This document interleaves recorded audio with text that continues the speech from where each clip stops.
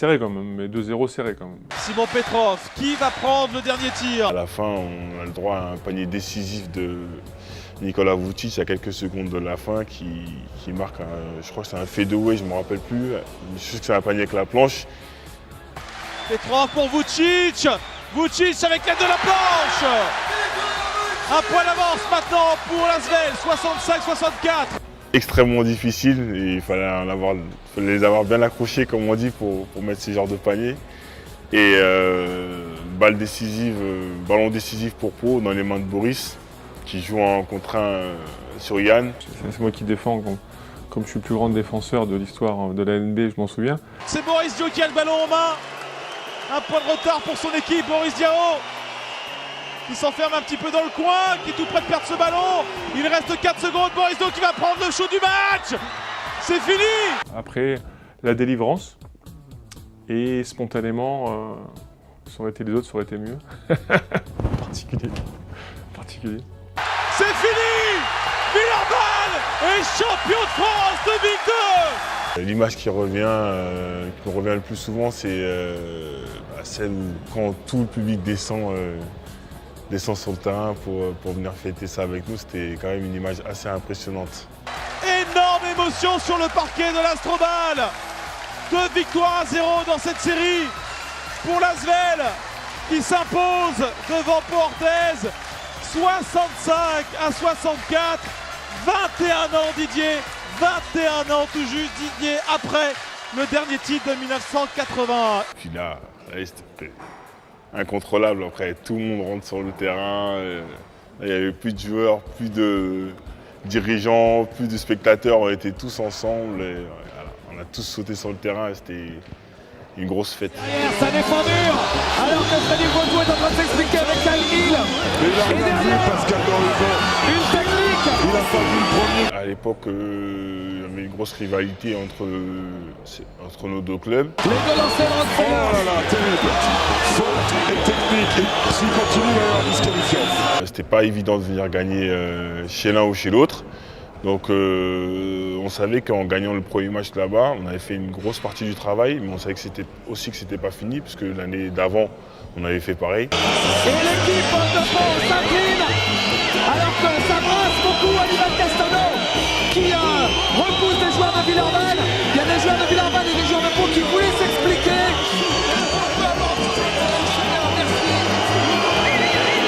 Et il y a quelques petits objets qui tombent sur le parquet.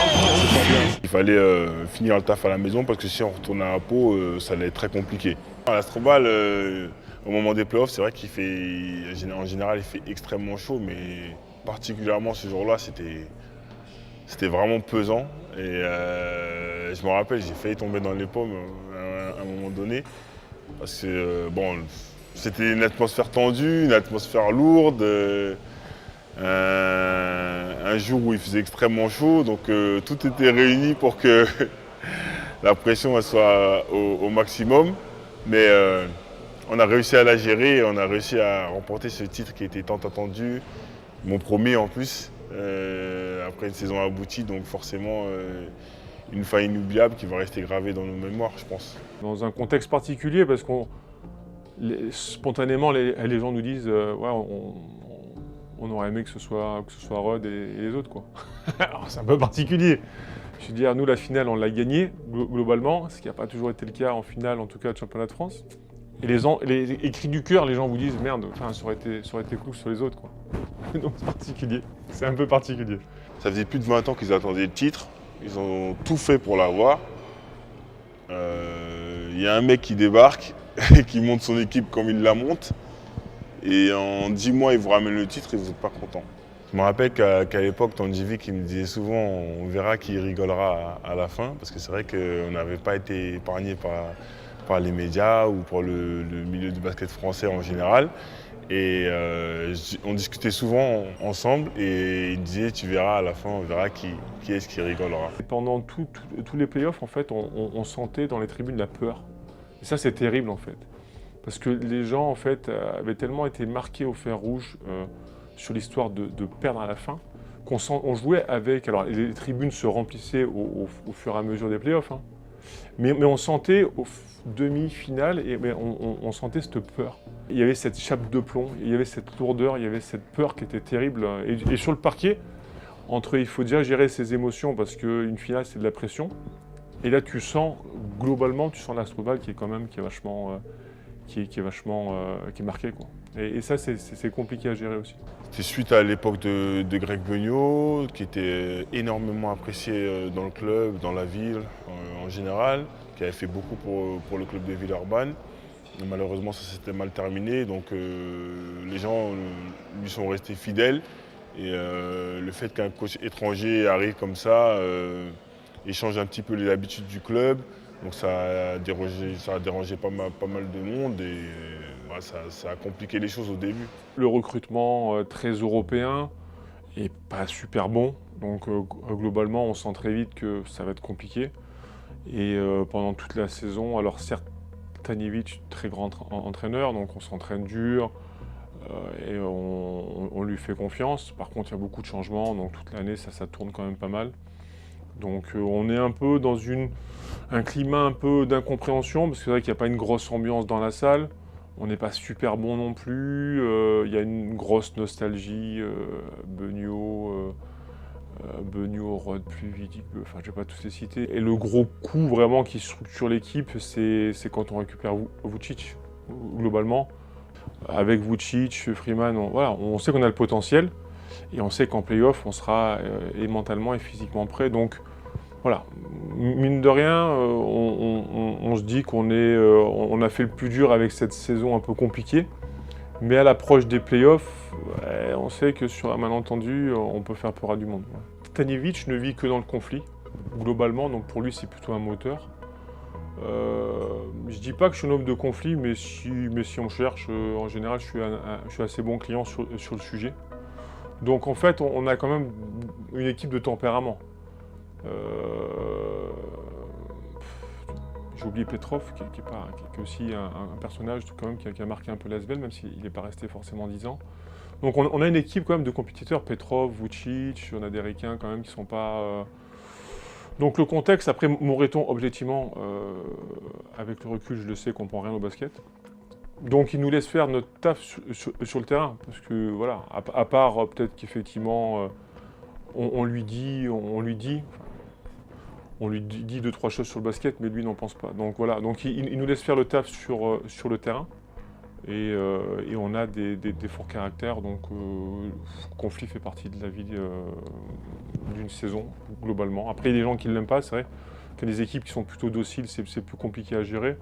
Bon, nous, vu la typologie de l'équipe, globalement, vu le peu d'amour qu'on recevait, c'était pas un problème. T'es content, t'es fier, puis après, la grande joie, c'est de le partager. Et si tu le partages avec qui? Donc là, ouais, on l'a partagé un peu avec le public, parce qu'ils étaient contents. Mais disons que là, du coup, malgré tout, le partage a été frustrant, parce qu'effectivement... dirigeant, c'était un peu conflictuel, on sentait, mais en plus c'était très honnête, on sentait bien que le public était content, mais que voilà, in fine, ça aurait été mieux de le partager avec les autres. Bon, après, il faut gagner. Mais donc voilà, oui, une finale c'est fait pour être gagné, et c'est fait pour être partagé. Je pense que par superstition, les dirigeants n'ont pas voulu organiser un gros truc. On a plus fait la fête directement sur le terrain avec les supporters, nos fans et les familles. Ouais, c'est plus spontané quand on fait ça directement sur le terrain avec les supporters. C'est pas donné à tout le monde de le faire, parce que des fois il y a des titres qui se gagnent à l'extérieur. Les dernières années en Pro A, ça se faisait souvent sur un match à Bercy. Donc moi j'ai eu la chance de vivre les deux, et je pense que c'est beaucoup mieux de gagner un titre devant ses supporters, devant sa famille, devant ses amis, et pouvoir fêter ça avec eux directement sur le terrain. Yann Bonato, c'est un exemple. Et Radulovic, c'est raté. Mais Yann Bonato est là. Il est saignant, Yann, ce soir. On retrouve Super Bonat là. Ah oui, il est partout, il suit les bons coups, il l'a flairé, cette petite claquette. Un exemple de travail, de détermination, un gros compétiteur. J'ai beaucoup appris à ses côtés. On jouait le même poste à peu près à l'époque. Donc il me parlait beaucoup. parlait beaucoup, il me donnait souvent des conseils, même si c'était pas facile à l'époque parce que moi j'étais un petit peu têtu. Mais lui aussi il avait un fort caractère, donc quand il avait des choses à dire, il les disait. Donc à force ça rentrait et j'ai pas mal appris de cette époque. Et Tanjevic, quand il arrive à l'Asvel, de suite la première question qu'il pose, c'est est-ce qu'il y a des jeunes? Et là je me souviens, il me dit il a un incroyable talent, truc, regarde lui. Je connaissais pas plus que ça. Hein. Amarassi, incroyable. Et là, Hervé Touré il commence à partir dans les délires, il me fait penser à Kukoc. Et Ali Traoré, incroyable talent. Il commence son truc. Moi je dis coach, je sais pas moi. Talent c'est toi qui le vois. Hein. Moi les gamins, voilà, moi je les connais pas, donc plus que ça. Et donc il dit de suite, je crois. Est-ce qu'il dit à Moreton, je pense d'ailleurs. De suite, il dit ces trois-là, je les veux avec moi tous les jours pour les faire bosser. Amara, on a un peu marre parce qu'il pense qu'il va pas jouer, il n'a pas confiance. Donc il veut partir. Mais du coup, les trois, il les veut tous les jours. Et les trois, globalement, tous les jours, il les fait bosser, quoi.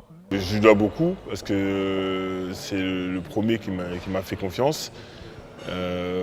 Malgré que c'était pas évident pour lui, il y avait beaucoup de pression sur ses épaules. Et de faire jouer un jeune en qui personne n'avait confiance, qui faisait des erreurs dans des matchs importants. Et voilà, il n'a jamais cessé de croire en moi et je pense que je lui ai bien rendu.